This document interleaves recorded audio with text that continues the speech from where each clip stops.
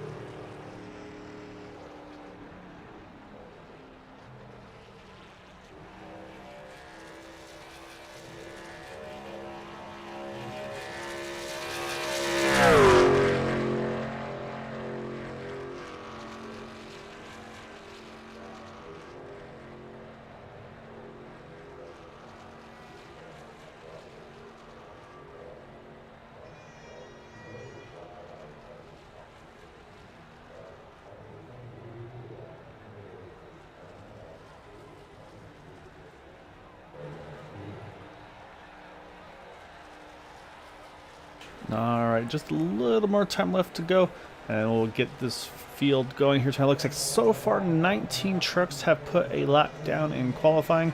So I'd say it's going to leave us about 10 to 11 trucks that are up to kind of just go off their I rating, try to start towards the back. Like I said, I think we're going to see some mixed strategies. Drivers trying to keep their trucks in one piece towards the end, just kind of play it safe and see kind of where things fall once it's go time towards the end of this race. As I seeing a few more laps getting put down right now, but right now it looks like just about 20 trucks going to take a lap here tonight. So yeah, so probably about 10 or so that are going to wind up taking just kind of the grid where they do. And with that, as you're going to see the checkered flag pop out, and that is going to do it for qualifying tonight. So now it's time these drivers are going to get gridded for tonight's event.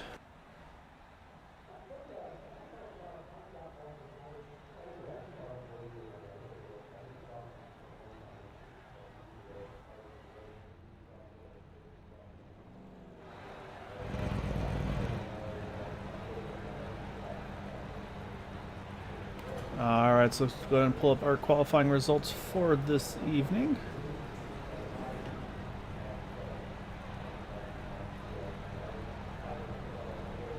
Alright, so it's going to be Sebastian Marin on pole position by 0.02 of a second over the one of Gabe Butler. Then you got Zachary Lima next to him. And I'm saying, actually, I'm pulling up the wrong grid here, so let me pull up the correct one. Like I said, 0.02 of a second. Then you got Zachary Lima, J.D. Crow, then Steve Kerosek, Jack Walls, Donald Sadusky, Paul Sheldon, Joe Delvecchia, Eric Laurie rounding out our top 10.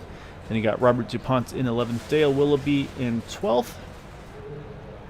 13th, you've got Everett Lane, Randy Miner, Mark Brown, Nicholas Lamb, Bud Steele, Bob Fitzgerald, Mark Mann, John Greenslate, and then those are the top 20. And then Joshua Sichterman in 21st.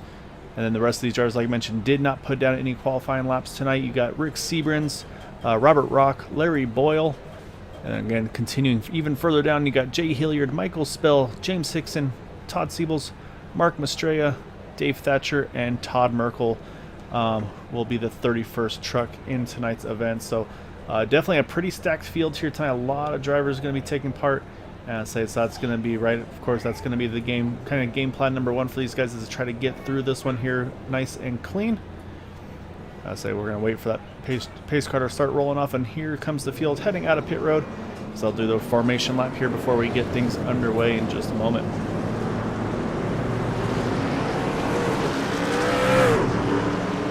Eric Laurie taking some initial aggression out on that poor pit cone, quickly put back to place. We'll see if anybody decides to make that cone their victim as well. So far, so good. Looks like Eric going to be the only cone abuser here tonight on this opening lap. And it looks like actually 30 trucks actually coming out of pit road. I don't see Todd Merkel on track, unfortunately. So we'll see. Maybe he joins in a little bit later. But so right now we're going to have 30 trucks taking the green flag here this evening.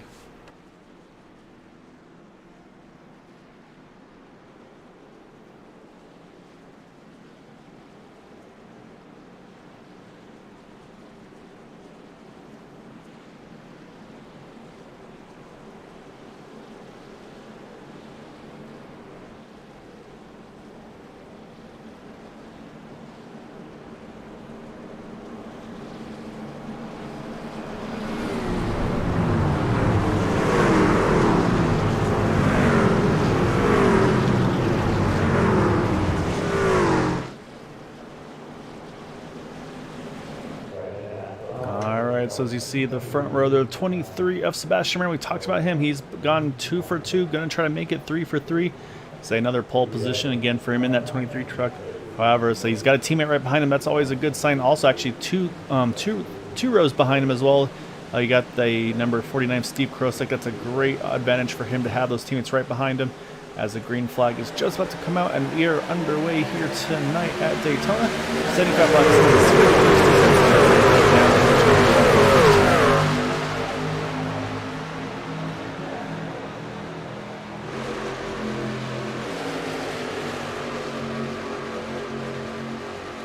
As we talked about that inside line with the teammates forming very strong.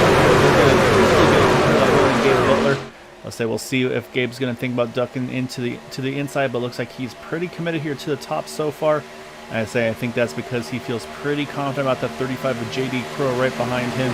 See maybe he can get him that push he needs to get to the front, but right now looking pretty good for Sebastian Marin to get this first lap right off the bat. Always nice to get that taken care of bright and early and not have to worry about the rest of the race, and then from there just kind of run your own race. But as they come out of four, it's a big push, and at the line, I believe Sebastian Marin may have had it at the line, not 100% sure, but that was very close between the two of them. As you can see, Gabe Butler gets a huge push from J.D. Crow, and he's going to sneak right in front of that 23 truck and take the point.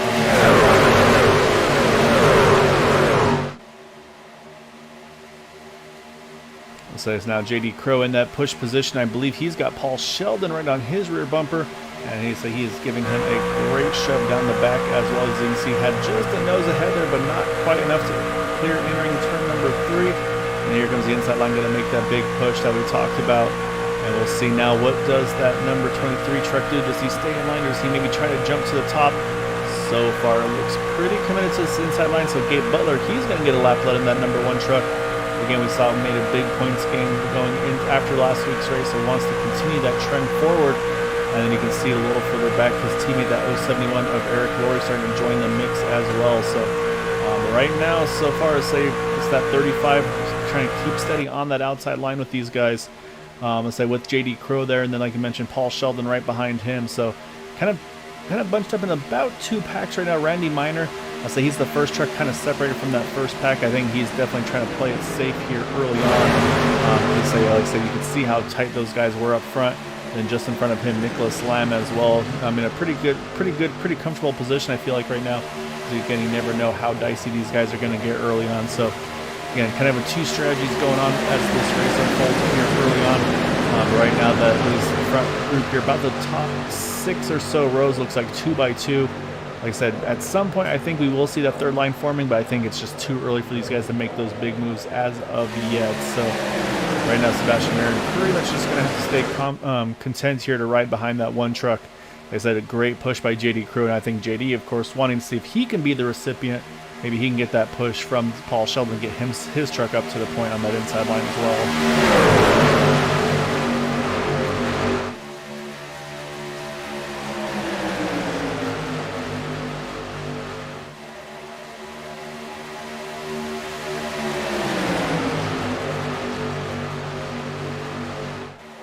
So right now, a couple of bigger movers though, like we talked about him a few times now. Paul Sheldon, that 52 truck, he's been moved up 4 spots. Same thing with behind him, Eric Laurie also up 4 positions. And then also that 7 of Dale Willoughby as well, right behind the 071, another 4 spots gained for him. So these guys, like I said, early movers here early on. Looks like probably jump into the top and try to make something happen quick. The other one though, Bob Fitzgerald in that 08 truck, so you can't really see him right here down the back stretch. I said I'm trying to hunt him down. We're on track. There he is in the outside line behind that 24 truck of Everett Lane. Right now, Bob also 6 spots gained from the opening portion of the so I'll say Bob making some good ground using that top side, and I think kind of in a nice little spot there on the top side, but nobody behind him, so he can just kind of cruise here, not to worry about getting too tight with anybody right behind him. So it's a nice little start for him here in that number 08 truck as well.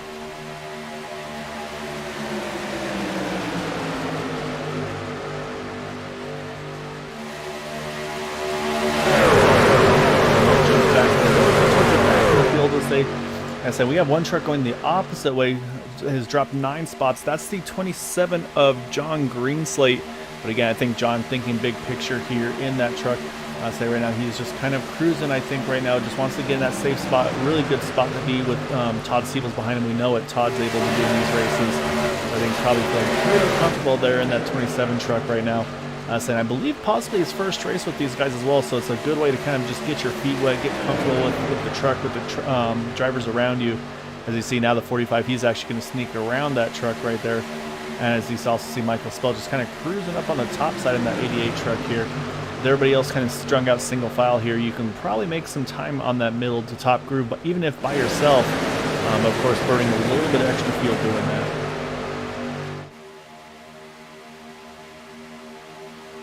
You see up front, still side by side here. But like I said, those top 6-7 rows right now with these guys. I said again, if I'm going to be the drivers, I really like where Nicholas Lamb is here, Randy Minor as well. I say because you are not side by side with anybody. You've got a little bit of the breathing space to that truck in front, the truck behind, and even look at Bud Steele in that 6 truck. He's doing even more so there. Has a nice breathing room to those trucks in front of him, where if anything happens up front, he's got plenty of room and plenty of time to react to it. As you can see also here from the roof view. So I say Bud definitely playing it safe here. And I say I definitely know Bud hasn't had the luck he's been wanting to these first couple of races. So I think this is what you're seeing out of that 6 truck, is really waiting for the long picture to kind of play out into his favor. Because again, fuel window is going to be pretty similar as the other 2 races, probably in the early, like low 20s. I'd say 20, 22 laps on fuel most likely. Maybe these guys could stretch an extra lap, because even though Daytona, Talladega, both plate tracks, Talladega is a little bit longer, so that could actually open up a potential for maybe stretching the field numbers just a little bit more here at Daytona. But I'd say still obviously a long way for that to come into play in this one here tonight.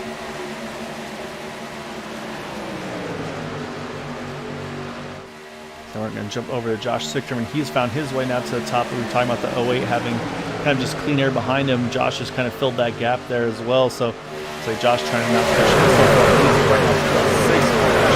Big enough gap there to sneak right in front of the 73 of Mark Brown. Say there wasn't a lot of space to do so, but he was able to find the opening and squeeze himself to the inside. Saying that's what you're going to start seeing, I'd say, again in the next maybe 6-7 laps here. As we're only on lap number 9, but I say when we start getting to lap 15 to 18 range, that's when it's going to get really aggressive. These trucks that are stuck on the outside line, they're going to want to find a way to get to the inside. And here goes Sebastian Marin, who was not content to ride there finally behind the one of Gabe Butler. Now he jumps to the outside. He's going to get that help from the 35 of JD Crow. We've seen JD push the one to the front. We'll see if he can do the same here for that 23.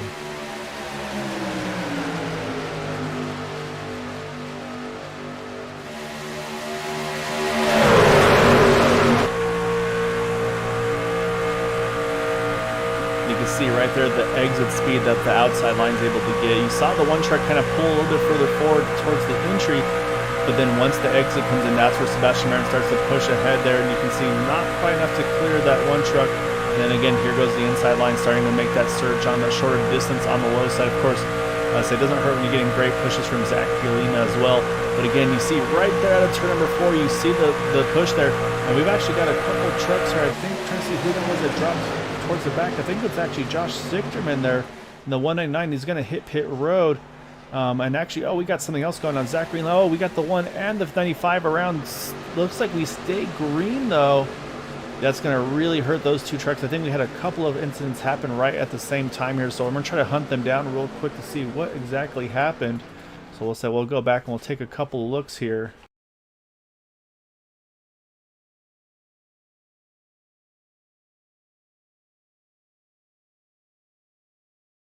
So first we're going to look from the outside line. You see a little bit of a contact, maybe a little bit of a bump possibly from the back as well. And then unfortunately you see it sends the 1 straight to the inside here, and also brings the 49 a little bit as well there. Slows him down, Steve Kerosek, but yeah, the 95 and the 1 definitely by far getting the worst of that. We mentioned Josh Sichterman as well. I think he had something go on a little bit earlier as well there. Wasn't able to catch it, but he had a duck on the pit road aggressively to hit that pit road.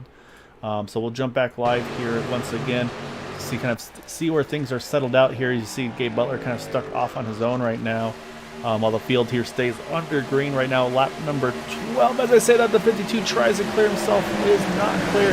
He gets hooked to the inside here, is going to just barely kiss the inside wall there. Almost had it cleared, but now he's going to has to get that car back up onto the track racing surface here as well. But again, still staying green with this. So while this has all been going on, now look, you got some teammates on the outside line. You got the 071, you got the 7. That's Eric Laurie and Dale Willoughby working together here. We know how stout those two are with one another, so that's going to be the opportunity here. And you can also see that left side of that 23 truck damaged to the side of it from that contact, I believe, with the 1 of Gabe Butler. So yeah, so a lot happening here early on, I say, but so far these incidents not bringing out the yellows as of yet.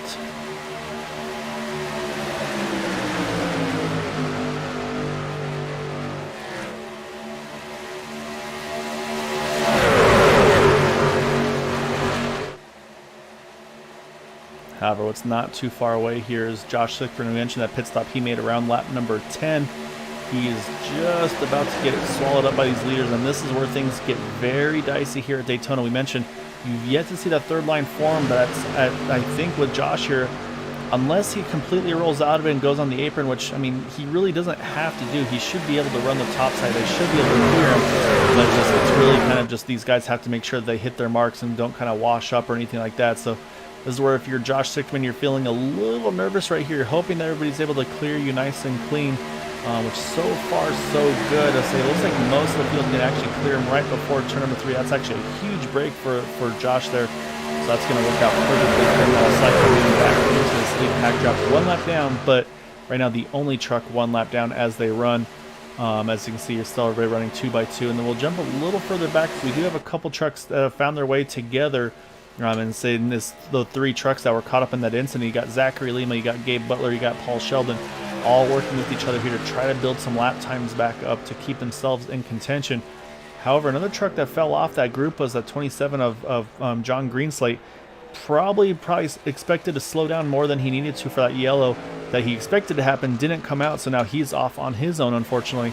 But we're going to jump back up front because just for the moment, it was Eric Laurie showing at the point, but not quite enough to clear that 23 truck. So now it's still the 071 and the 7.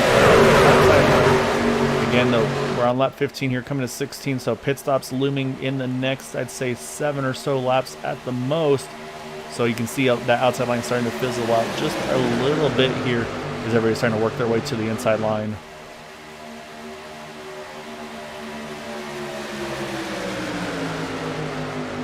The one truck we haven't talked about but is right here in the mix with these guys, and that is that 19 Donald Sadusky.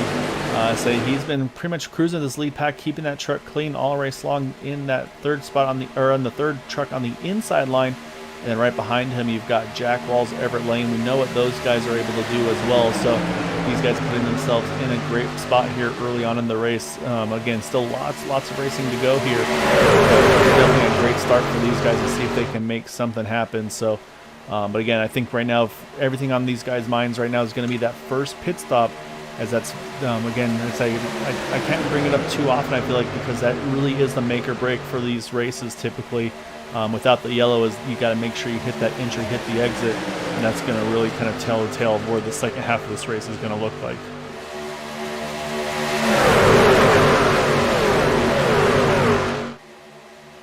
Do also got to talk about Steve Kerosek. He has found his way still able to hang on to the draft after almost having to go through the apron to avoid getting caught up in that wreck. He's been able to pick himself back up, and he's now working that top side, gaining some track position back. Again, going to have to make a pit stop for himself as well. So you see again, right in front of him is Josh Sichterman. Did pit on lap number 10 or so he can go about 10 laps further than the leaders. But of course, then he's going to be off on his own without any draft, so that's going to be a difficult proposition for him. But I think at this point, he's just going to have to kind of run this line and see where he kind of shakes out right now. The only thing I would say for Josh is I feel a little safer if he was at the back of this lead pack here, kind of where the Dave Thatcher, James Hickson group are at, just in case if there's something that happens. We've seen a couple of close calls that don't bring out a yellow. I mean, if there's an incident up here, he's in a very, very dangerous position to be in, so that's why I get a little nervous for that. But honestly, I mean, it's risk versus reward with these races. I mean, so right now Josh is in a little risky position, but could wind up, you never know, it could wind up paying off for him to get that lap back.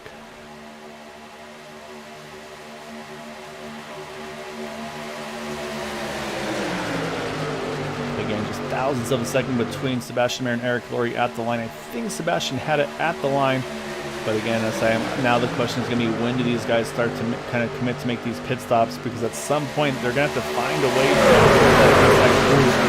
and nobody's going to want to give truck lengths to let somebody else sneak into the inside. So right now, I think that's why you see the 071 to 7 fighting as hard as they are to try to see if they can maybe clear that 23 truck.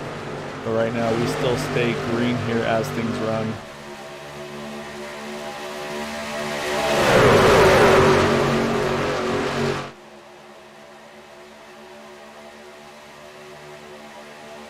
Alright, just about to begin lap number 20. So again, I think pit window very, very close to opening.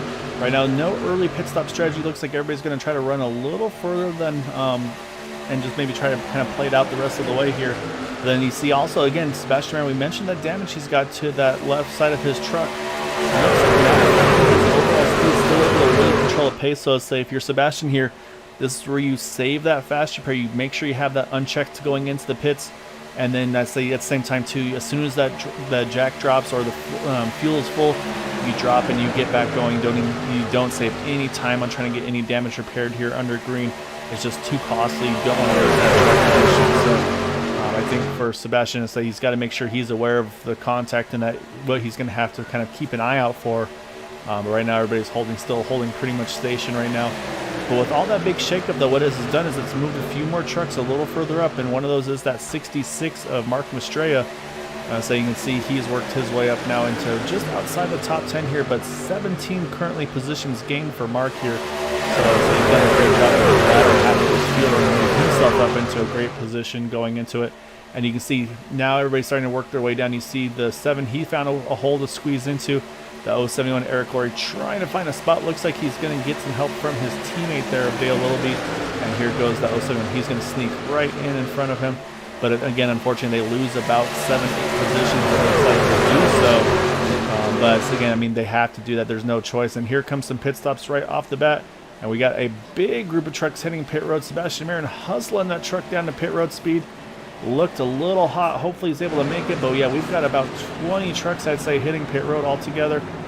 And so far, knock on wood, so good. I don't see anybody hitting anybody getting contact with another. So, however, I think this is a great opportunity here, though, for these trucks that stayed out, go the extra lap. Jack Walls, Everett Lane, Bud Steele, Mark Madden, Rick Seabrans.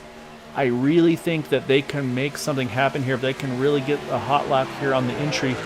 When you're pitting 20 trucks, it's very easy to have mistakes happen. So when you've got maybe 6 trucks here, it looks like this is where you can really make something happen here. So we'll have to keep an eye on and see what these guys do if they have to come in this time. Yep, here they come. And like I mentioned, though, there's the one truck of Josh Sichterman staying out. And here comes the 5 trucks hitting pit road just one lap later, coming to lap number 23. And do need to mention that amazing pit stop by Sebastian Marin. He did not speed, so no penalty for that 23 truck. And right now he's got a little bit of a margin ahead of these guys behind him as they start to build back speed here on the pit exit with Donald Sadusky, the first truck behind him in that second spot.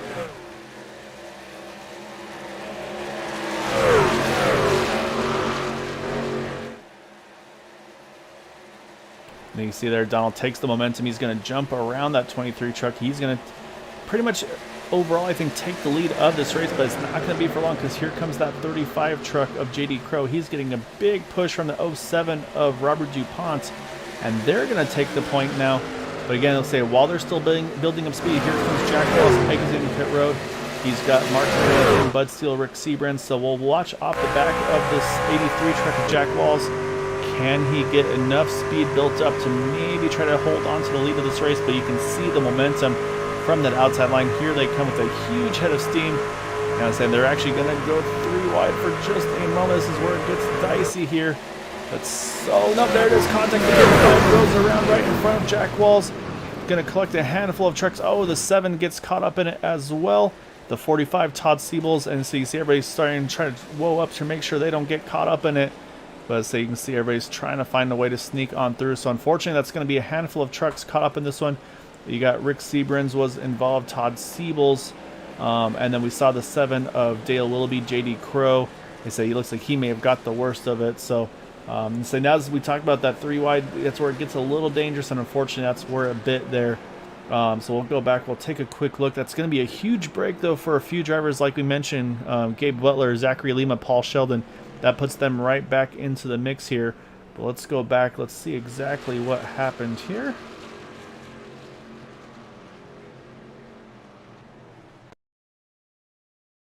Oh, you can see right there from the helicopter view. They weren't quite square. The 07 of Robert DuPont just hooked the left rear of the 35 truck, and then unfortunately, they just nowhere for the 35 to go. And the 83, same thing for Jack for the 45 as well. So these guys just didn't have anywhere to go. You see the 7 completely locked up, but just that truck's just kind of, he's along for the ride there as well. So you can see those 4 trucks all getting caught up in this one. There's a couple extra shots even too. You see that Yeti truck on the inside. Big save there. I think that was the 76 of Rick Seabrans. Great driving by him, doing a little bit of off-roading there. Say that crash just dummy is going to be pretty proud of him to make that avoidance here. So we're going to jump back live though because we've got a few strategy calls here. It looks like most of the leaders going to go ahead and hit pit road here, top things off. It looks like probably just a splash of fuel. However, we got a handful of drivers that are going to stay out and go for that track position. Say notably going to be now our race leader in that 6 of Bud Steele.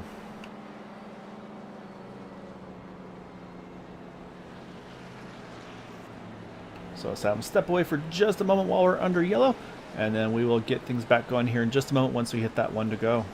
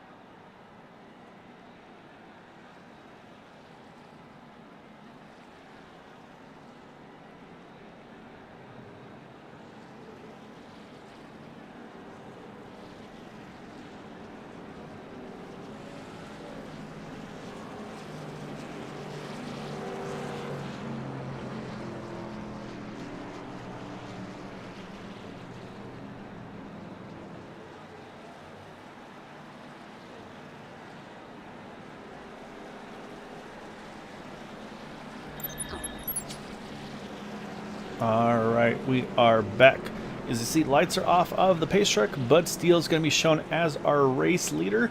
Next to him is going to be Nicholas Lamb. Then you got Everett Lane, Bob Fitzgerald, Paul Sheldon are going to be the top 5 who did not pit under this caution.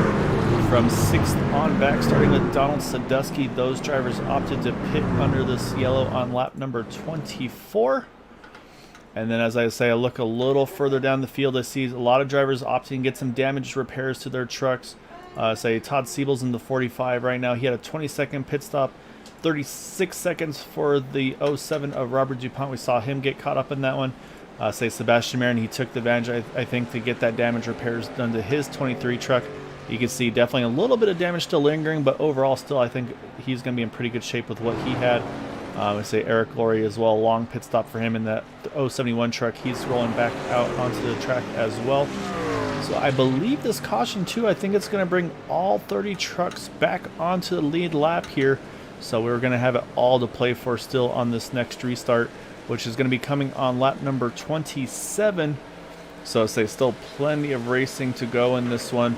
But of course now you kind of think about the field numbers. Can anybody maybe pull something out here to maybe drop a position or drop a pit stop or not?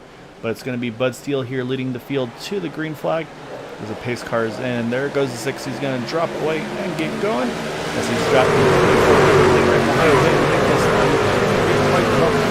him. Restart. And you're going to see that 6 and the 24 start to sneak away here.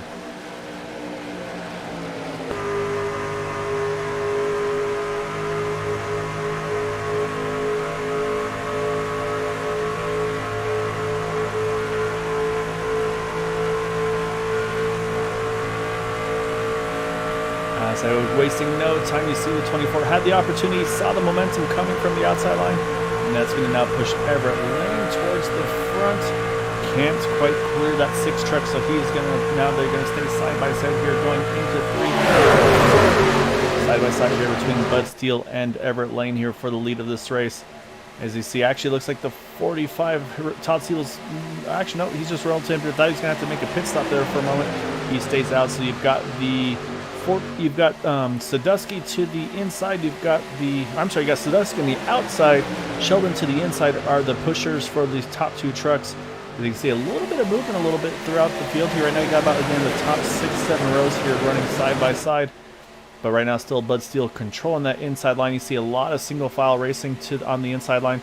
However, do need to mention Jonathan Greenslate. He's hit pit road here, unscheduled for him. And then also truck that's kind of fallen off the lead pack. Unfortunately, Eric Laurie, maybe that pit stop a little too long. He is already over 3/4 of a lap down here. Looks like about 30 seconds off the pace. So he's going to be in quick danger of getting put a lap down in that 071 car. So say once those trucks get back up into him, I say that's going to where things are going to start to get tense once again. As we saw what happened last time when we did see some 3-wide action. But a great push here. That's going to push Donald Sadusky to the front there. A great push by Nicholas Lamb. Unfortunately, Nicholas not able to kind of take advantage of it as well. He stays stuck to the outside line. And I was saying, there it goes. Everett Lane wasting no time. Saw the opening. He's going to jump back to the top once more. See if he can get that push on the outside line. Get back by that 41 of Donald Sadusky. It looks like at the moment Donald's going to hold on to that spot on the inside line.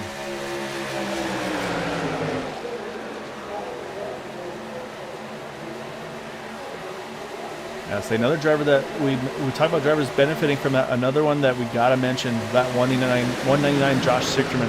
Huge break for him. He was about 10 laps off sequence. Had to made an early pit stop. I think honestly got forced down into pits and just opted, you know what, might as well just pit, get services done to that truck. But it's going to pay off for him because he's able to stay in the lap here. Now already right back into the top 10 in that 199 truck. So great opportunity for him as well. And then another driver starting to peek his way up towards the front here. I haven't talked about him much tonight. Is that number 88 of Michael Spell, working the top side there in that Patrono-sponsored Chevrolet. I say right behind that 66 of Mark Mastrella. Right now he's about the 5th truck in line on the outside. It looks like he's starting to maybe release the sandbags a little bit, if you will, and start to try to creep his way a little bit further forward here.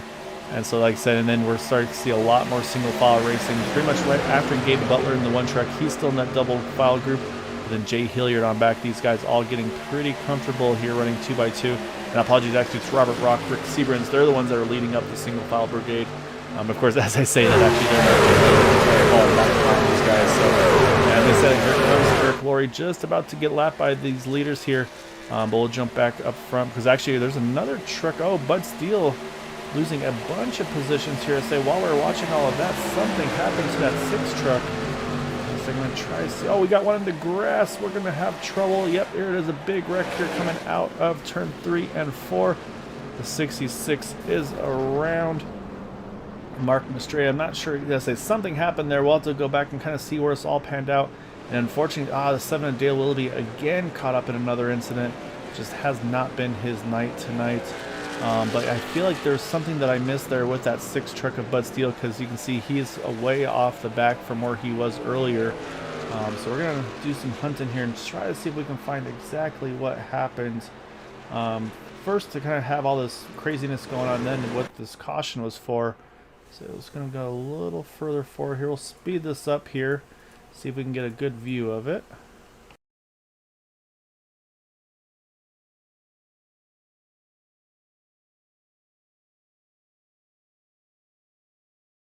Okay, so actually Bud just opted to go ahead and move to the apron. Alright, that didn't play a role in anything, it looks like, and actually may have been the perfect decision there, because the trouble, I believe, comes further up here. Yeah, you already see the 66 and the 73 together. So let's go back one more time. Let's take a little closer look. So they were also working on trying to pass a truck 3 wide. I think that's, again, unfortunately, where we see the contact happen between the two of them. So we're watching right now the 66 of Mark Mastraya. And I think in reaction to that truck on the outside, starts to creep down, and unfortunately, into the door of Mark Brown. Really nothing Mark can do there.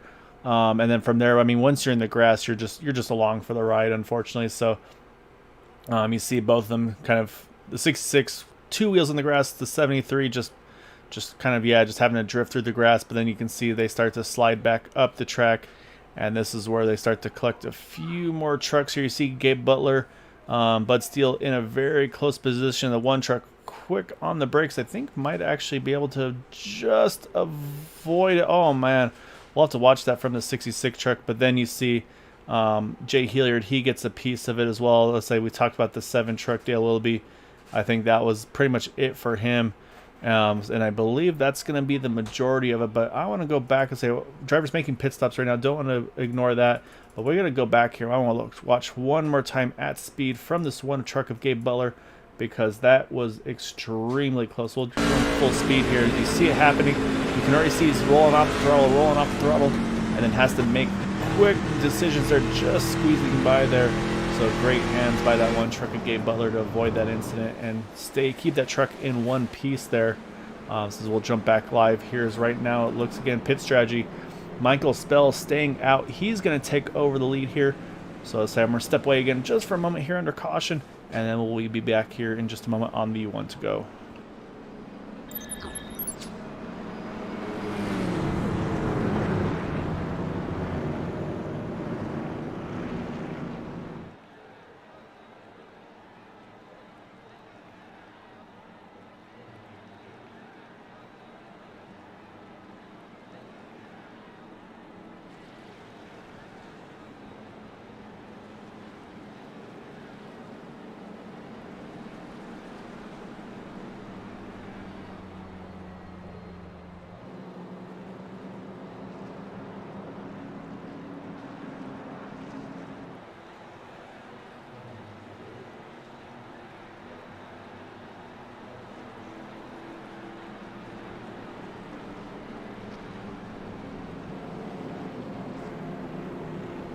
Alright, and we are back. So, Michael Spell, he stays out. The rest of the field here, all pitted under that yellow. We have a lot of drivers topping off as well.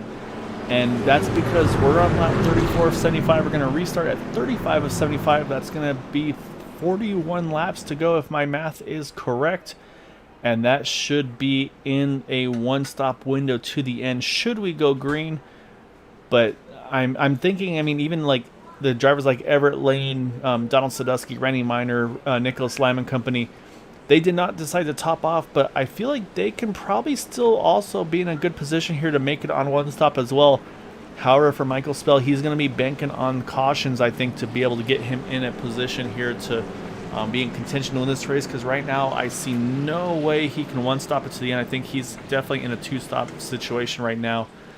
So we'll have to see how that pans out. But for Michael, though, I'm sure it feels nice to have some clean air, be able to see that pace car right in front, saying at least for a little while, just kind of cruising and be in a nice position here. So we'll have to see what his strategy is as the race unfolds.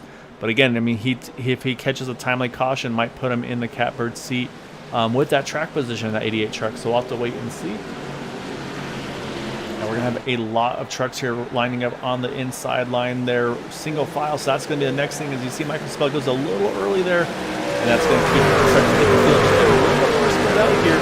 And that could cause some trouble for these trucks on that inside line, having to restart single file a little further back. So we'll keep an eye there.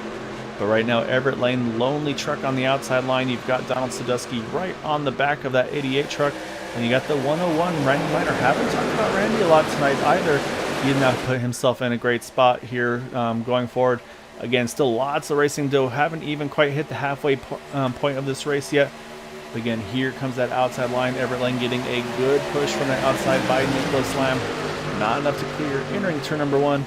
But we'll see how they look out of turn number 4.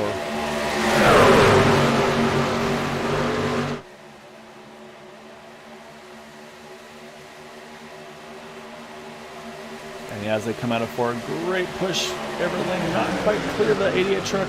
You can see, oh, not quite center. They readjust there. And that was a great move there by Nicholas. He didn't try to force the push. He rolled out of it, got regrouped, and then got back to the back of that 24 truck. But you can see the side-to-side motion there, and that's what you got to be very careful about. If you do that when you're in connection with him, that 24 truck, he's just instantly going to be going around. But these guys doing a great job of kind of lifting and adjusting to get themselves back lined up with one another. As you can see, that 84 truck again making a great charge here. Just goes ahead going into the turn. It won't be enough to clear that 88 of Michael Spell yet once more.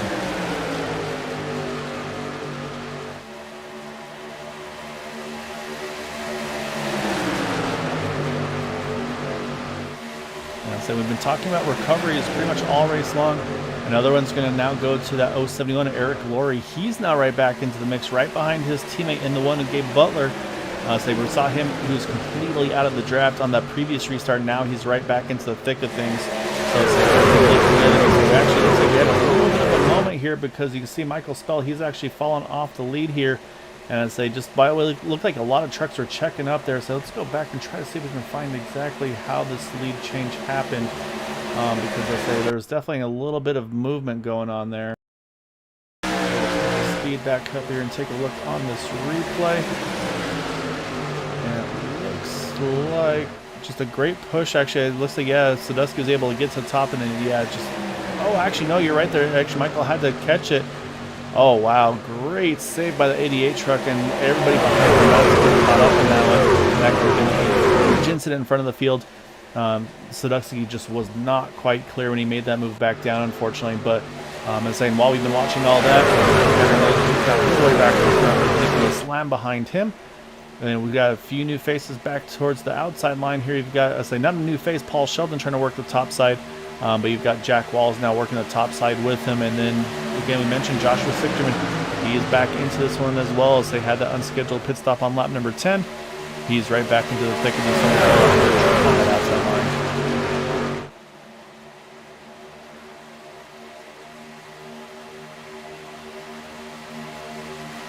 However, you can really tell it's definitely looking like these guys are thinking fuel mileage right now, because you can see there's not a lot of 2x2 racing now, just 3 trucks here running side by side.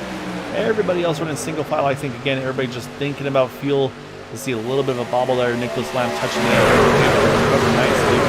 I think everybody's kind of in fuel strategy mode right now, not wanting to make any big risks here and not put them or knock themselves out of that fuel window. So say it's going to be interesting to see kind of the risk versus reward, of course, of trying to get to the track position or try to save fuel right now. So as we kind of look through the field here, one of the first trucks, so we're going to look at the first truck that topped off on the one to go. Jack Walls is one of them, but he's working hard on the outside line. We got to go a little further back. It looks like it's going to be Robert Rock in that 171 truck. He right now is the highest running truck there that topped off on the one to go. Gabe Butler also right behind him. Actually, pretty much from Robert Rock on back, those drivers all topped off on that one to go. So they're going to be the ones to watch should we stay green. This one could come into a very interesting conclusion, so we'll have to wait and see on that. But right now, though, you can see up front, these guys maybe calm for about a lap or so. As you can see, one drop to the inside here. That's Nicholas Lime actually dropping to the apron. This is going to be sketchy. He's going to try to find a way to squeeze back up. Just does there. And a good heads up there by Robert Pontevedra to give us some room to emerge back on track. But now you can see how much time they lost to leaders. They're going to have to try to make sure that they get the momentum pushed back up here to not lose that lead pack. I think they're going to be in a good spot to do so. I don't think they're going to lose that draft, but that's always a very risky proposition when you drop to the apron if you don't have an easy spot to cruise back up to. But a good heads up there by Robert Chapman to be able to pick him back up.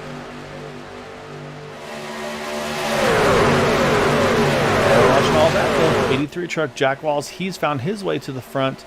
So say now he's got Paul Sheldon to his rear bumper there, pushing that 83 truck for all he's worth. Let's say so right now these guys are the ones leading this inside group here.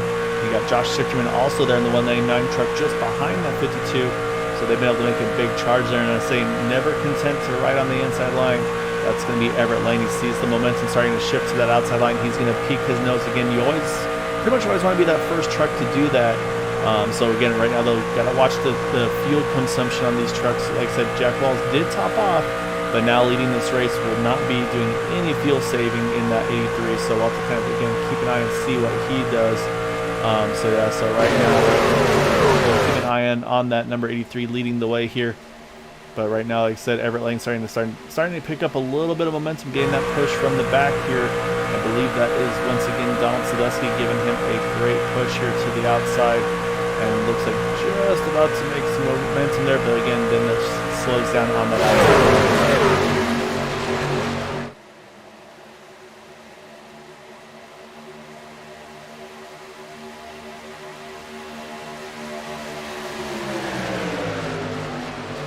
So yeah, right now definitely business is still doing what it's been doing all race long on this front couple of trucks here. But then, like I mentioned, you go a little further towards the back here. These guys all definitely taking it easy here.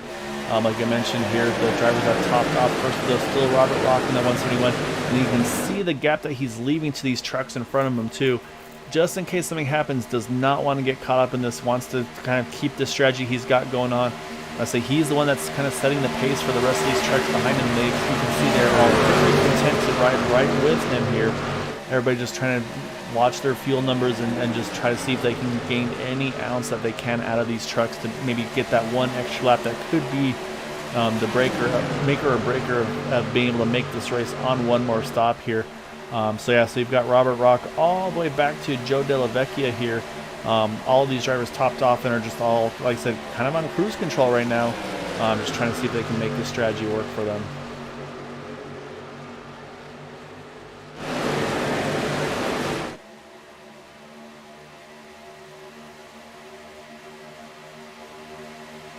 I say still holding pretty steady. I say Everett Lane every so often they'll get just a little bit of momentum right here, as you can see, just a nose ahead. We'll see that inside line again surge through the turn again, always the shorter distance around. But this time it looks like they're holding a little closer here on the exit. This could get the that 24 truck the momentum he's looking for out of turn number 4. We'll see if he can maybe make a big move here down the tri-oval, maybe clear Jack Walls entering turn number 1. And it's looking very close, and he does. He's going to grab that position. And you saw there also it is very tempting there for Donald Sadusky. He wanted to try to probably peek into the inside line, but was able to stay on that top side. Because one of those things that you do with these trucks in any super speedway racing, it's very, very easy to kind of get tunnel vision, if you will, where you're following that truck for so long. You see him make the move to the inside. You want to follow right along with him. But as you saw there, Jack was still to the inside, so a good heads up by Donald to stay in that middle lane. Because I say far too often I've definitely had situations where, like I said, I just kind of never see what to do, and I find my way falling right to that car where I was not clear, and it definitely makes drivers unhappy when that happens. I was going to mention Mark Brown. We talked about him. He's just in that last incident. He's right up in here in that fourth spot on the outside line. You see he's trying to push down there as hard as he can as well. And also you've got the that Ford truck, Jay Hilliard. He's starting to push himself up into that top 3 group as well on the outside lane. You can see right now the 24 car or truck, he's doing what he needs to do to control the pace here. And I feel like, again, if you're Jack Walls, I mean, this is a good opportunity. Maybe start saving a little bit here. I don't know if maybe it's been too little too late now, if he's going to have to pretty much pit probably a lot earlier than some of these other guys that are on the top off strategy as well. So we'll have to wait and see. But maybe, again, you never know. Those drivers that topped off like Robert Rock, maybe thinking, let's just go see if we can even save maybe extra. Maybe give ourselves a window if we get that green white checkered attempt just to cover bases, not have to make that final splash at the very end of this race. But up front, though, still going to be Everett Lane leading the way here in that 24 truck.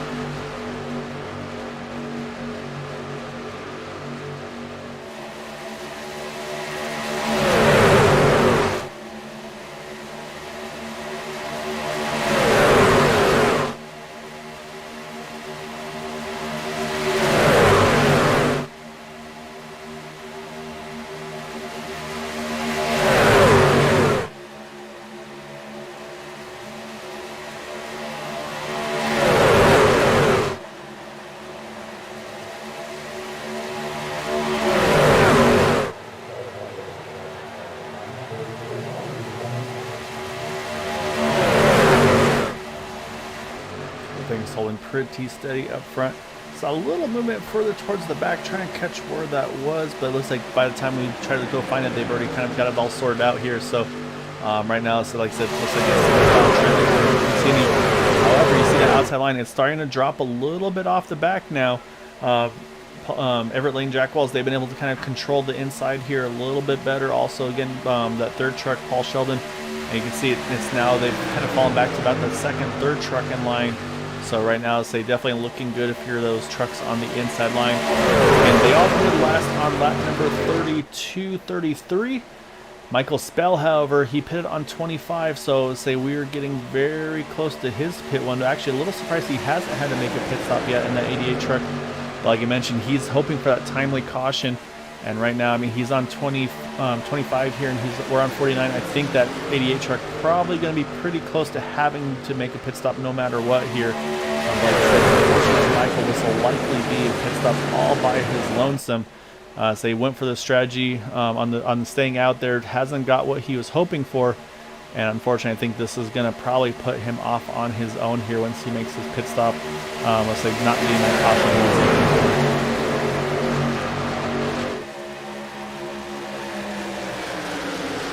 Keep an eye on this 88 truck, see if he peels in this time or if he's able to continue to save. Yep, here he comes.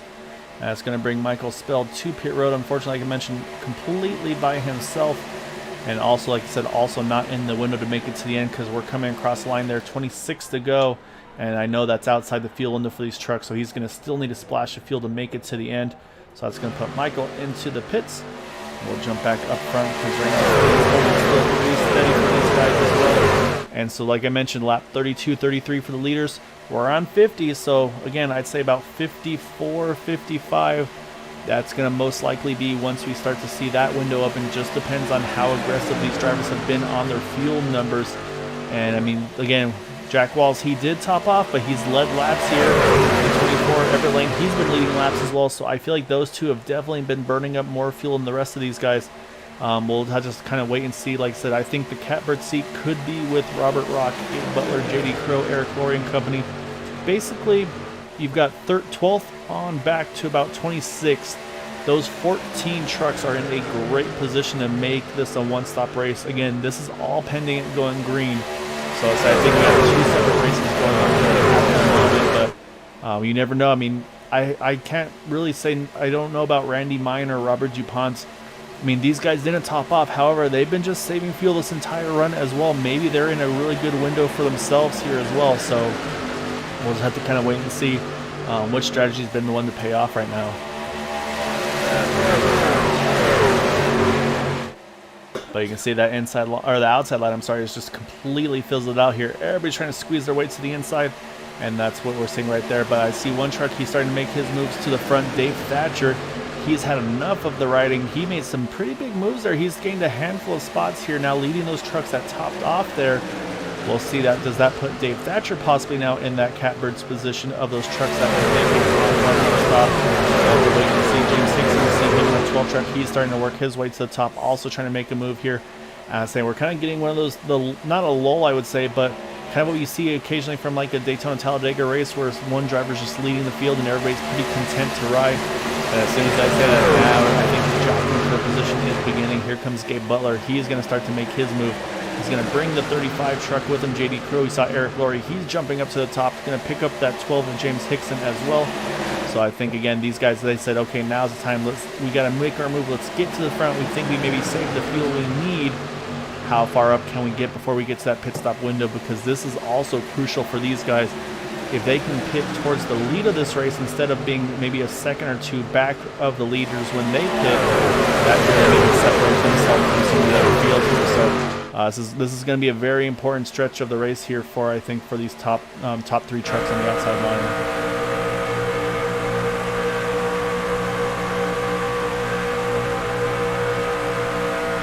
He's already worked his way up to the 6th position, right to the outside of Donald Sadusky.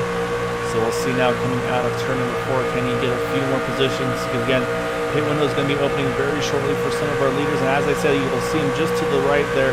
Here comes a couple of them. It looks like it's going to be Jay Hilliard, Paul Sheldon, Randy Miner, Robert Rock, and Dave Thatcher. Very surprised to see Robert in that list of drivers that are pitting. I really thought he would have been in the catbird seat. However, look at this one truck. He is side by side for the lead here now with Everett Lane. These guys are making the right time. They know this lead pack here is going to be pitting in the next lap or so. They should be able to go probably one more lap than these guys, and that's going to allow them to most likely pit from the lead. And I think we're seeing a reaction a little further back. I see Sebastian Marin. He's starting to try to lead that pack on the outside line with Zachary Lima.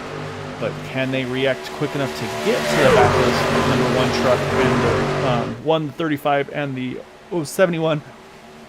As here comes a handful of more trucks. But actually, look at Jack Wallace. He's going to stay out one more lap here. But here comes another group of trucks here. About 8 trucks, if I'm not mistaken. You've got Everett Lane, Donald Sadusky, Bob Fitzgerald, James Hickson, Nicholas Lamb, Mark Mann, Mark Brown, and Rick Seabrans hitting pit road. As you can see, the top 3 are able to clear Jack Walls. They're going to sneak right, so now they're going to take the top points over. As you see, unfortunately, leaders have caught Michael Spell. We talked about him having to pit on his own there. As now you see those trucks also, like you said, the Dale Cup guys, they have been able to tag right onto the back of these guys. So now you've got Sebastian Marin as part of this group as well.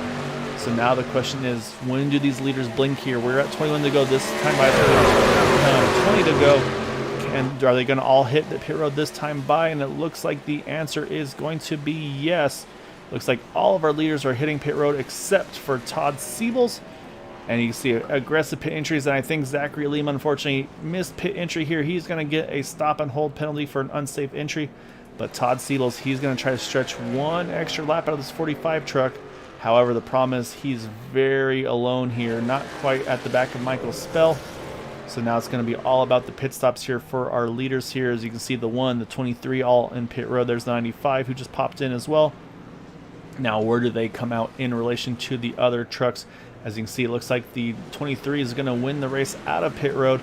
Great pit stop by his crew. And it's going to be Gabe Butler right behind him with Steve Kerosek there in 3rd. And then Robert DuPont's right behind. Will cycle out into the 4th position. So we're going to be watching now off the back of Sebastian Marin. Let's watch off the rear deck here, looking for the trucks that pitted that lap before. And right now I see a lot of clean truck. Oh, we got one truck up towards the wall here, right as the leaders are coming through there. And I think they're just going to sweep by there. I wasn't able to see who that was. Let's see if it may have been Larry Boyle. I'm not 100% sure there. Actually, I think it may have been Eric Laurie now that I'm looking at it a little better here. Let's go back a little bit here because that was a very, very, very close call here. As I saw one truck going off track, or I should say looping it there on the exit. Here, let's go back a little bit. Yeah, I think it was Eric Laurie here. Let's go take a look. Yeah, so we'll watch here from Eric Laurie's perspective. And what you're going to see here is he just gets a little squirrely, catches the apron transition, and then from here he's just trying to do everything he can. Great avoidance by the 83 and the 6. Then here come the leaders here that had just made their pit stop. just barely clearing the 071 truck. That could have been a huge incident, but great heads up driving by the rest of the field there. So we'll jump back live once more. And it looks like we mentioned, though, it is going to be Sebastian Marin holding the pace here, was able to stay out in front of these guys. Got Gabe Butler right on his rear tailgate. Then you've got that 49 of Steve Kerosek, and then Robert DuPont on the inside. And then now leading the outside line is Donald Sadusky there. And he's got a couple strong trucks with him, though. We've seen how fast JD Crew is all race long tonight. Rick Sebrin's in the 76 truck, and then you got the 24 Everett Lane. We've seen what he's been able to do. They're just going to squeeze by that 95 truck there. We talked about that pit penalty, and that's exactly what happened, unfortunately, for that 95 truck of Zachary Lima. And as I say that, though, look at Donald Sadusky just able to clear that number 23. He's going to put himself to the point on the inside line. But again, 18 laps to go. Still a lot of racing left to go. And, of course, the question is going to be fuel mileage. Donald Sadusky, he's one lap earlier than those guys. I believe at lap 21 to go. Does he have enough fuel to make it to the end?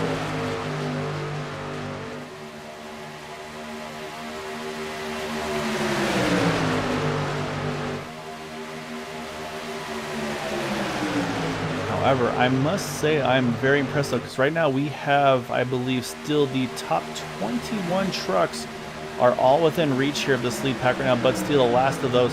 And hats off, Todd Siedels pitting that one lap later. Himself still in the draft here. So he is still in the running for this one as well. So we've got 21 trucks that are in contention to win this race.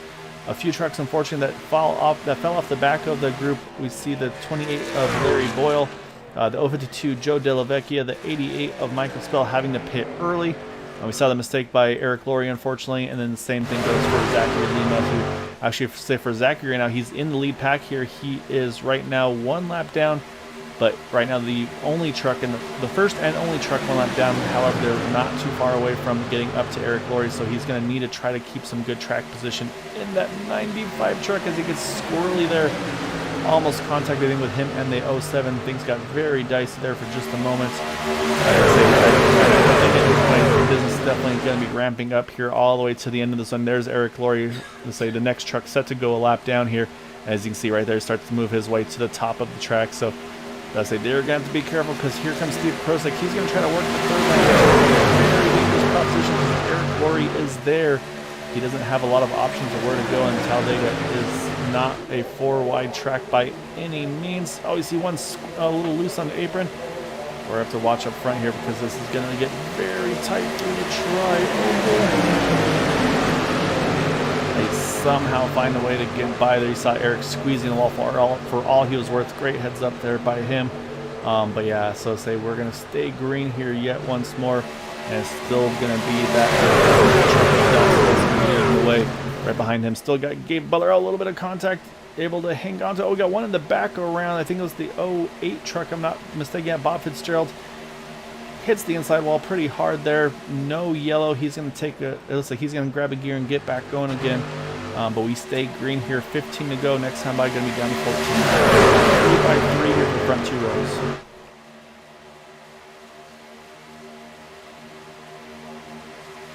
Now it's just how long can these drivers keep this up? But you can see there's so much movement back and forth here. And it sees right now Zachary Lima playing a huge teammate role for that 49 truck of Steve Kerosek. However, the thing for Steve is I feel like he's got a little bit of front end damage to his truck. As I said, that outside is starting to fizzle out a little bit. The 95 had to roll out of it here. But I think that nose damage is going to affect that 49's truck being able to try to chase his way to the front here. As we get back to 2x2, still got Donald Sadusky leading that inside group with Gabe Butler to his rear bumper. And you get the 23 and the 35 locked on one another here in that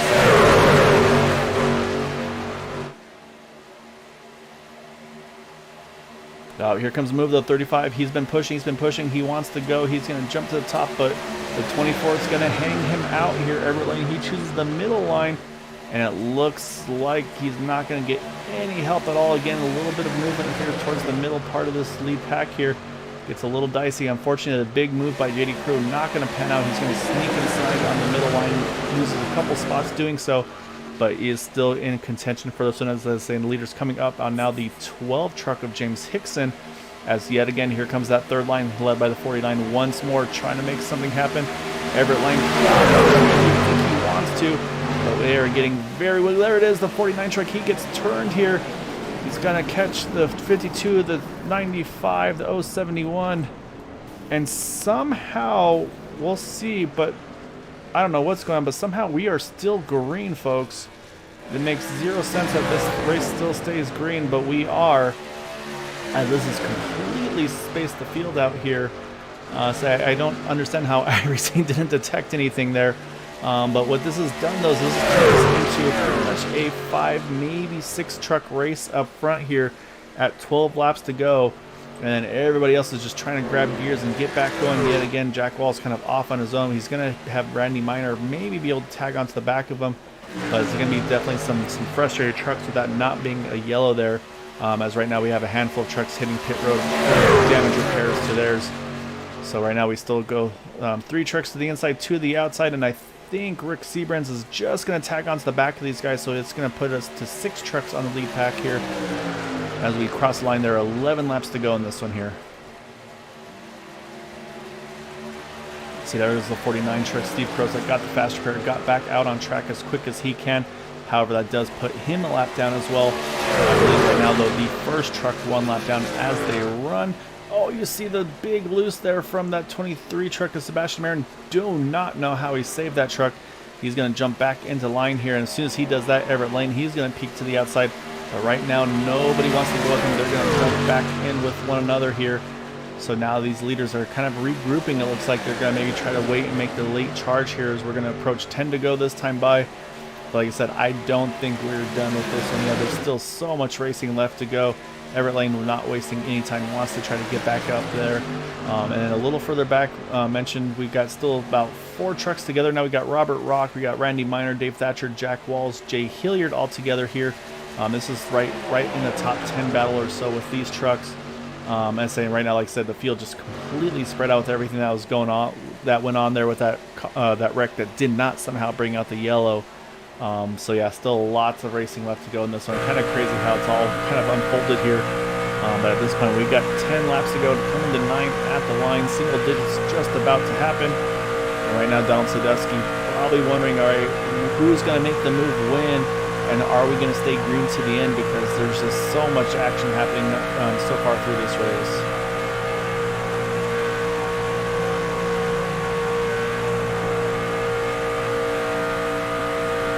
Watch off the back of that number truck, the 41 truck of Donald Sadusky. Say 19 on the door, so choose 19, 41, whichever number you want him to be right now. But yeah, these 2 guys right now still running nose to tail. Like I mentioned, right now Sebastian Marin right now the 6th truck in that line, and just trying to see who's that one tailing off the back of these guys by just a little bit, because you never know. I think it's the 08 truck of Bob Fitzgerald that is. You never know that a truck that's a lap down, he could play a role in these things. We've seen it happen before. So I say these guys, a lot of these drivers on the lead pack here might be trying to maybe do a little bit of sales pitching to that 08 truck. Say, hey, you want to help me try to push me to the win? That'd be much appreciated. I can return the favor to you at a later race. However, these guys are coming up on some more traffic here, so this is where a lot of things could start to get dicey right now. We'll take a look from our leader of Donald Sadusky. You see first up on that list here, trying to catch. I think that's the 12 truck of James Hickson, going to swing around him. Then they got 4 trucks in a line here just in front as well, including the 27 truck of John Greenslate. And then you got Michael Spells right there. You've got, oh, actually, as I said, that caution is out. It's not going to matter. We are going to have a caution. We're going to rack things up. This is going to be a huge break for those drivers that were caught up in that incident. Get them all lined back up to the field. Also a huge break for these trucks that were just about to go a lap down or more. But that's going to regroup this field here, and we're going to have a late restart, probably with about 5 to go. So we'll see, does anybody opt to make pit stops here? We're going to see what happened here exactly to bring out this caution. I believe it may have involved Jay Hilliard. And you can see everybody lined up pretty tight here, nose to tail. But I don't know if that's actually where Jay is. Oh, yeah, there's Jay. He's in the 4 truck on that in the middle here. So we'll see what happens to Jay. Looks like actually I think he just catches the apron. And as we've seen before, that apron is definitely a treacherous one. and he's going to go for a ride here. Looks like he's going to hit that inside wall with some pretty decent force, and then most likely going to wind up sliding. No, actually doesn't slide back up to the track, so not sure what the caution's going to come out for that one. Maybe just due to the location of the truck. A little surprised about that, to be honest.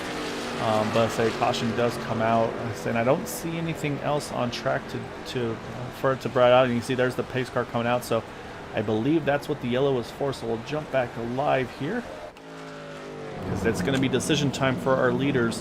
What's going to be more important here? Track position, or maybe getting a little splash of fuel in those trucks. So say Donald Sadusky is going to be in between a rock and a hard place here.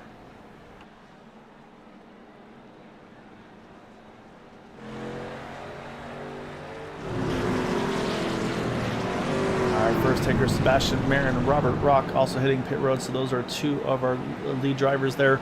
And it looks like also going to bring in Mark Mann and Joshua Sichterman.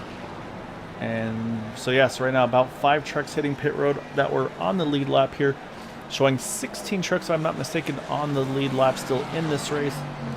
So we're going to try to see who our lucky dog truck is going to be as he swings by on the outside there, and I believe that is going to be the 49 of Steve Kerosek. And so I believe that's going to put Steve back as number 17 and the last truck on the lead lap, and indeed it is. And that's going to leave right now just one truck of JD Crow 1 lap down, but you can see significant damage to that truck here under this caution. Might as well try to get as much of it fixed, because if we get another yellow, he would be the one in that lucky dog spot. So if you're JD here, just get it all fixed. Don't go another lap down though, and then just ride in the back here, because again, you're the only truck 1 lap down. Don't get caught up in anybody else's messes here, because again, we're going to be restarting outside the green white checker territory here, as we're going to come around here to 5 to go, which I believe will put us at a restart with 4 to go.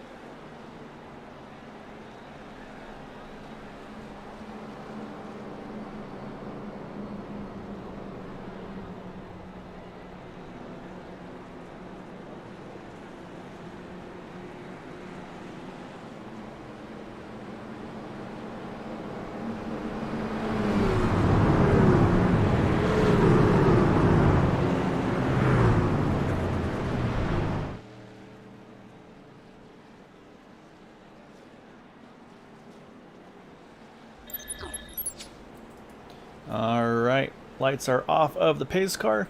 And again, pretty much everybody stayed out. The first driver to pit here is going to be Sebastian Marin in that 23 truck. So he's feeling good to go on fuel to the end, for especially if it's all 3 green white checkers. The rest of these drivers are going to be very close. They probably want this thing to either A, end under regulation, or maybe just 1 green white checkered. So we're going to have to wait and see. So we still got a lot of racing to go in these final 4 laps here. And it is going to get busy. I'm going to be watching this outside line, actually, because I think Gabe Butler and Everett Lane, they're going to be a very strong combo together here. And I mean, again, we talked about drivers we haven't really talked about a ton. Dave Thatcher, he is now 6th on that outside line. He's got the 83 of Jack Walls behind him. Don't count those 2 out either. And of course, never count the inside line. Donald Sadusky going to lead this one with Robert DuPont behind him. Then you got Rick Seabrands as well. So we're going to see here. Pace car is in.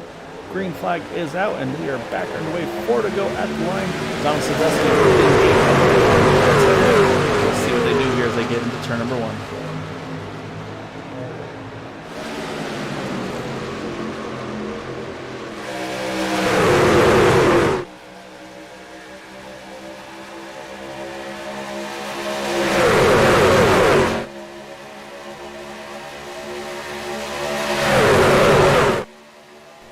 Gabe is getting a great push from Everett here.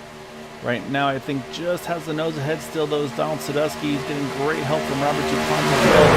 You can see there was just complete connection with these guys. A little bobble from the 07 truck trying to get it gathered back up there.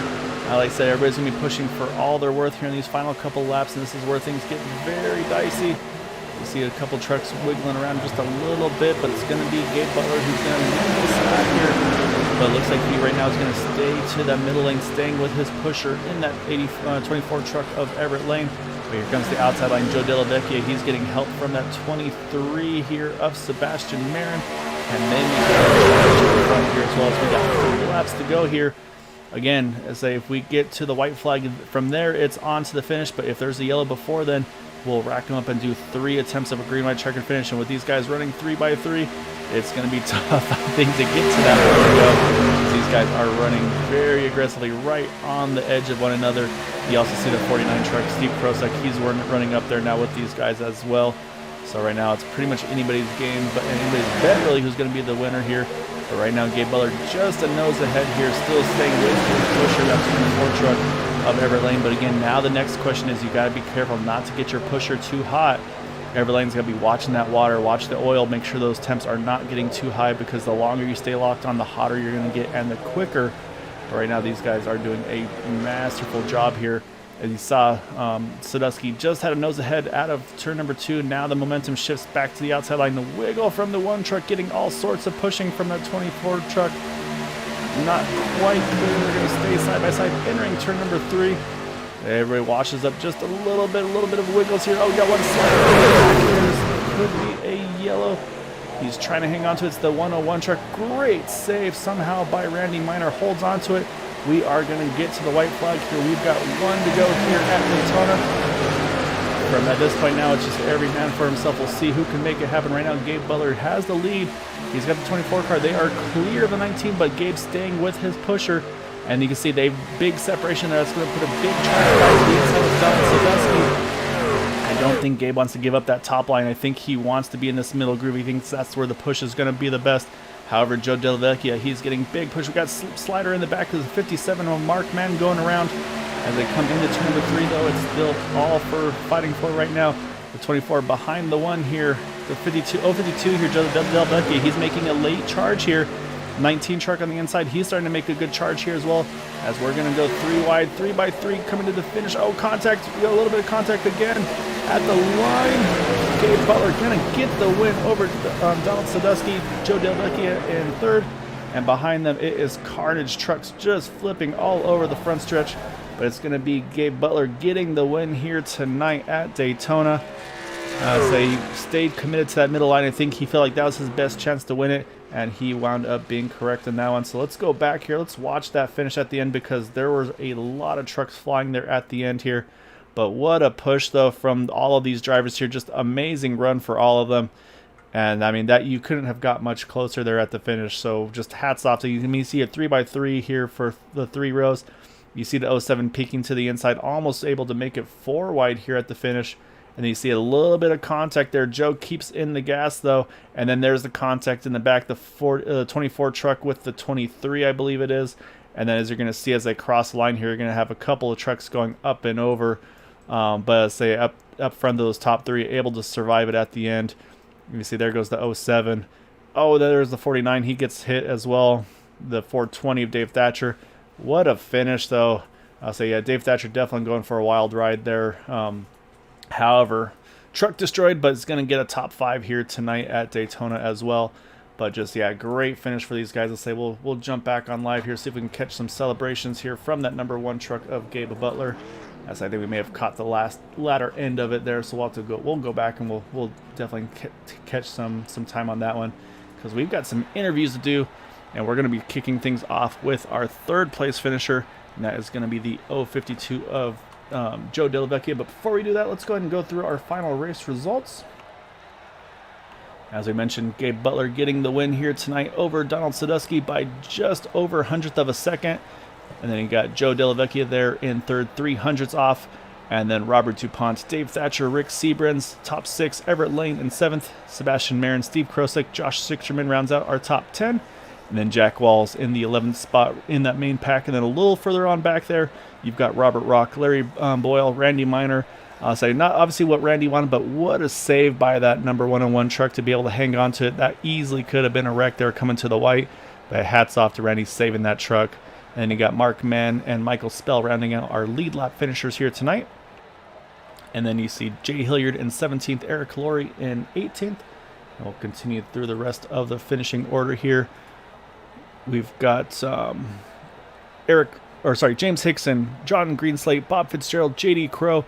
Not the result JD looked for, but you saw there was a lot of speed in that 35 truck. Same goes for Bud Steele, just not the luck he needed tonight. Todd Siebels, Paul Sheldon same thing goes for him. And you got Nicholas Lamb, Zachary Lima, Mark Brown, Mark Mastrea, Dale Willoughby, and unfortunately Todd Merkel not taking part in this one tonight, but just hats off to the drivers there. That last stretch of racing, that was definitely some bare knuckles racing there, and just that one truck able to just hold on there at the very end.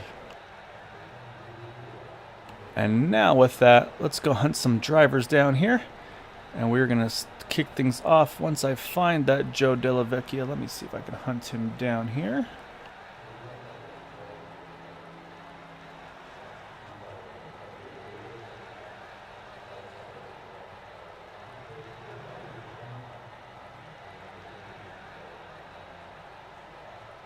I haven't found Joe yet, so what we're going to do is we'll switch over to Donald Sadusky. We'll start with him for the moment, and we'll see if maybe we can switch over, and we'll get that third place interview afterwards. First I got to find where we're at. There we are.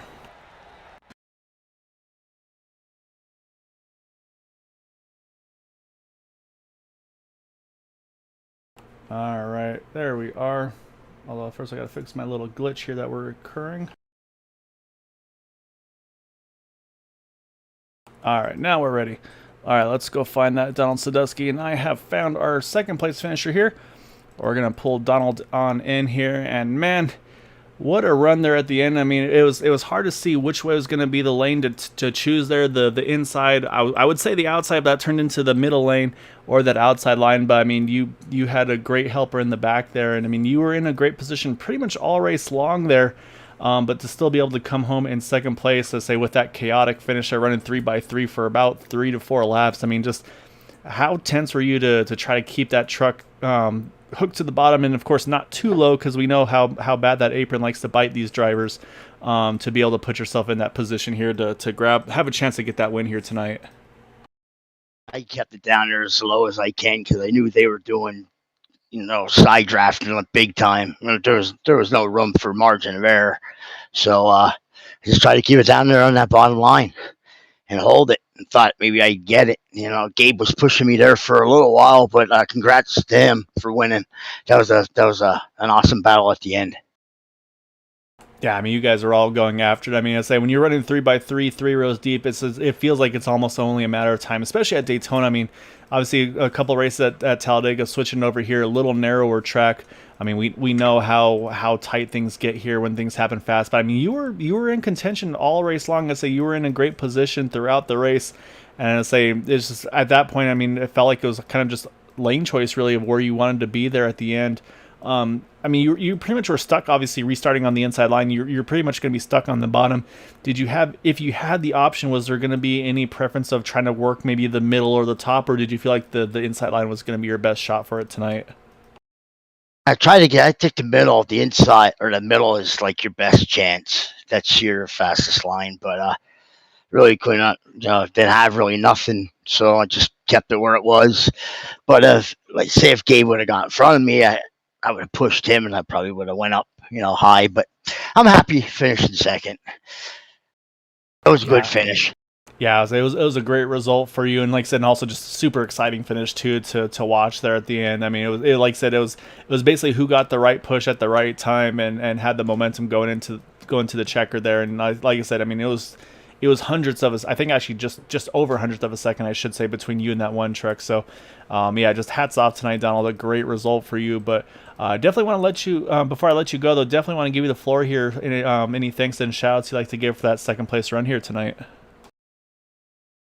It's always, every time I run and I'm running up front, I always got to give a shout out to my oldest boy, Ryan. Ryan, he passed away. Gonna be 6 years now, so I always got to give a shout out to him. Love you, Ryan. Miss you, bud. And fans and Gabe for winning, man. He did good. Every time running against Gabe, he's tough. He's a tough competitor. Yeah, so he's always one you gotta keep an eye on for sure in these races. But yeah, just awesome job tonight, Donald. And yeah, definitely. I'd say obviously a tough situation for you with your oldest, but so I'm sure Ryan definitely watching and enjoying that one tonight. A great run for you. So yeah, I say definitely try to enjoy this one, and look forward to catching you next week. I believe we'll be back at Talladega. So just great job though tonight, Donald. Yeah, thank you, man. Appreciate it. Good job broadcasting too. Thank you, appreciate that one, sir. Yep. All right, that is the number 19 of Donald Sadusky, second place tonight. Unfortunately, not finding Joe Delavecchia. Doesn't look like be able to get an interview with him. I said we'll pull up that 052 truck, and that's our third place finisher. That's what he had to get through to get to the finish there at the very end. But he kept his foot in the gas and was able to grab that third place. So hats off to Joe as well. A great run for him this evening as well. Hopefully we'll get maybe some future interviews with him though, because I have a feeling we'll definitely see more of that truck as well. But with that though, we're gonna switch things over now to our race winner. We're gonna grab that number 1 truck of Gabe Butler, and man, I mean, first off, Gabe, coming towards the end there, we get that late yellow. I mean, and of course before the yellow, there's the incident that should have been a yellow. I mean, take us through. I mean, I'm guessing you probably saw that going out your rear view mirror there. I mean, you just see all these trucks going around, and it leaves about 6 of you kind of off to yourselves. I mean, what was going through your mind when you saw that, and then the fact that it stayed somehow green? So I don't know if the flagman was asleep at the wheel or what was going on there, but I mean, just take us through that part of the race. Well, it certainly sounds like it, but to be honest with you, I didn't see it. But I heard some of the drivers saying wrecking, and then as we just continued on, we didn't see a caution, and they were all asking the same question: why wasn't there a caution? But we just kept going and went from there, and it ended up being crazy. Yeah, I was saying, yeah, of course, in that last restart, I say, especially those last couple laps running 3x3 there, you in the middle kind of probably feeling a little bit like the ping pong ball there at some times. But it looked like you had your mindset that to win this race, you were going to need to hold that middle lane. I say, was that just because of the where that truck was in position with the other two around, or was it watching the Everett lane behind you, knowing how good of a pusher he had been tonight? Well, I was getting a really good push from Everett, so I figured I'd hold the bottom line, or the middle line, I should say. It seemed like the bottom line was fading and then coming back and fading, and we were getting a big run out of 4. So I decided to stay in the middle, and I figured we'd be able to at least control the high line, but they got a massive run on the high side there, and I think if none of us touched the high line, may have ended up getting it, but there was a bit of banging and beating at the end there. It was a hell of a finish, I have to say. But yeah, it was crazy. Yeah, it was definitely a wild one. Yeah, like you said, I say you top 3, you all kind of, I wouldn't say it came through unscathed. I say we can see the hood damage and the fender damage to your truck there that you got at the finish there as well. That 052 Joe Delavecchia, his truck definitely was a little bit on the rough side as well after crossing the line. So I say didn't come through unscathed, but I say you definitely didn't wind up sideways backwards on your lid kind of a thing like we saw pretty much from about 4th on back there. So yeah, I mean, just great job time. We saw a little bit of everything from you, say kind of cruising early, then the fuel strategy came into play where it was right on that one stop window at the end. But say you're able to kind of play it all correctly there and put yourself in that prime position here to get that win tonight. So just so I know it's been a little tougher for you to get that first one here with these trucks. That being said, difficult being the third race of the season. But say I definitely seen that it looks like the difficulties ramped up a little bit. The aggression I think is definitely ramped up from what we've seen before. So yeah, I mean, just awesome job getting that win here tonight, and definitely want to give you the floor for some thanks and shouts I'd like to get for that win this evening. Well, definitely a big shout out to Everett there for keeping me straight in the middle there and up front. Unfortunately, he got wrecked out at the end, I think. I'm not sure where he ended up, but yeah, good running with the Roswell Motorsports boys here at Area 51. Of course, Area 51 for putting on the league, and yourself for doing a tremendous broadcast as usual. Yeah, so like I said, you guys week in week out, you guys make it easy for me when you put on races like that. So it was a lot of fun to watch. So hopefully everybody that was watching enjoyed that one as well, because it was definitely fun from my end. But yeah, so definitely enjoyed this one though, Gabe, and then we'll see you say back to business next week, and say it's definitely going to be a good points night for you as well to gain some positions. You were working your way up before tonight, so I think we'll see you climb up just that little bit more as well. So yeah, just definitely enjoy this one, man. Tonight was a great run for you. Thanks, buddy. All right, that is our race winner, Gabe Butler. As I mentioned, unfortunately not able to get that interview with Joe Delavecchia. Hopefully be able to get one with a future podium finish for him. But just, yeah, what a great job, though, by all those drivers here tonight. Great aggressive driving. I say, obviously, a few times maybe stepping over just a little bit over the line. But only 3 yellows, we'll say 4 with an asterisk for that one that could have, should have been. But yeah, just great racing all the way through. It was very exciting, very aggressive, but in the end of the day, Gabe Butler using that middle line to the win here this evening. So yeah, so hope you all enjoyed it. Definitely was a lot of fun from my end. And of course, we will be back again broadcasting here for Green White Checker TV. We'll be back on Tuesday night for the Indy Series with Dark Horse Racing, Area 51 League, and then of course back again here next week. But don't forget, Sunday night, Monday night, we've got Max Speed TV. They broadcast our Xfinity Super Speedway Series and the Monday Next Gen Series, so definitely keep an eye out for there as well. Area 51, 4 nights a week broadcast races. And we've been having some really good fields and really good racing as well, so definitely check them out if you're interested at area51iracing.com. However, for us tonight, that will do it. Maxwell, I miss you. Hopefully everything is okay. I look forward to hopefully catching you back in the booth here in the next, hopefully maybe the next broadcast next week. But until then, I hope you all have a wonderful evening. Happy Friday Eve. And until then, have a good night, everyone.